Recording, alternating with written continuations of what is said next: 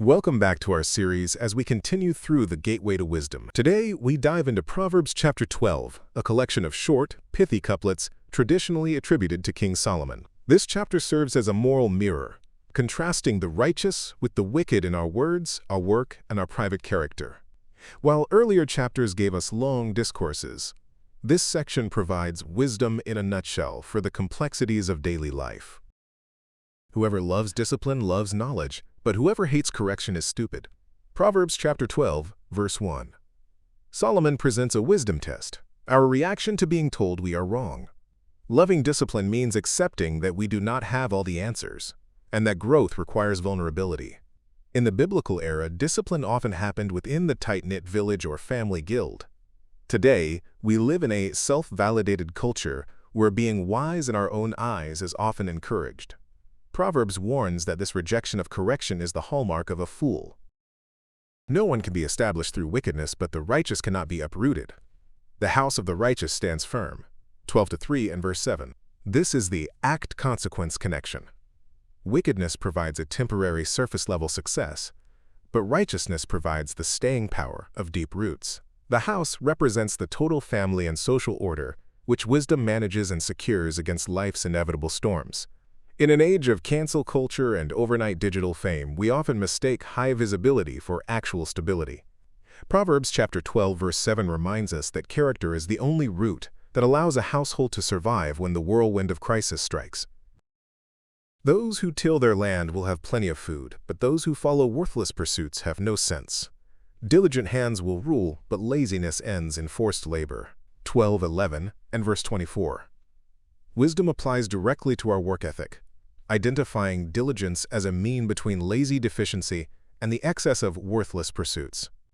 Solomon observes that the sluggard does not even roast what he took in hunting, showing that laziness results in the waste of one's own resources. Ancient survival depended on the summer, harvest, and tilling the land. In our digital age, the sluggard manifests as one who procrastinates through worthless pursuits, like endless scrolling, which Proverbs warns leads to a loss of agency and professional ruin. A man will be satisfied with good by the fruit of his mouth. Lying lips are an abomination to the Lord, but those who act faithfully are his delight. Proverbs chapter 12, verse 14 and verse 22. Solomon introduces the principle that our words are like seeds that produce fruit we eventually have to eat. Honesty is not merely a social contract, but a spiritual act that aligns us with the moral order God used to build the world. In the biblical gate, a man's word was his bond in legal trade. Today, we often view online comments as consequence-free, but Proverbs reminds us that our words reveal our hearts and can become a snare to the soul. Rash words are like sword thrusts, but the tongue of the wise brings healing. Truthful lips endure forever, but a lying tongue lasts only a moment. Proverbs chapter 12, verses 18-19. Reckless speech is compared to physical violence that leaves lasting wounds on the community. The wise tongue acts as a spiritual medicine that restores relationships and promotes the health of the whole life. We see these sword thrusts daily in toxic online discourse and cancel commentary. Solomon calls us to a higher ethic, using our speech to enhance and enrich lives, recognizing that truth has an endurance that lies can never match.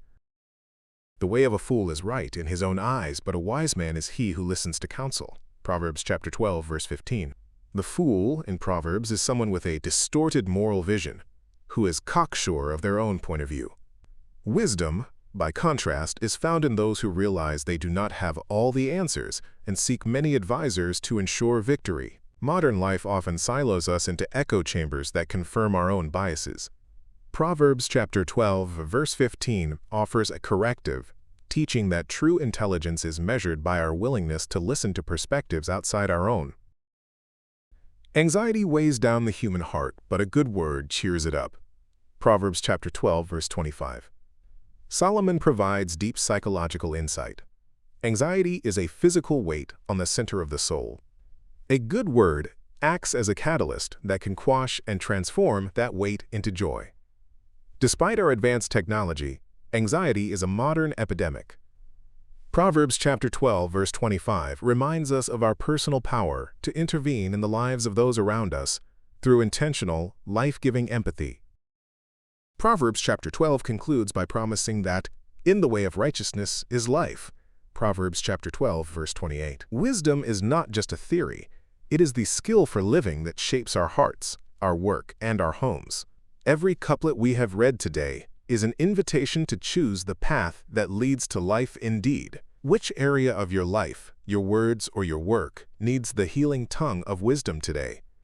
Subscribe and join us next time as we continue our journey through the gateway to wisdom.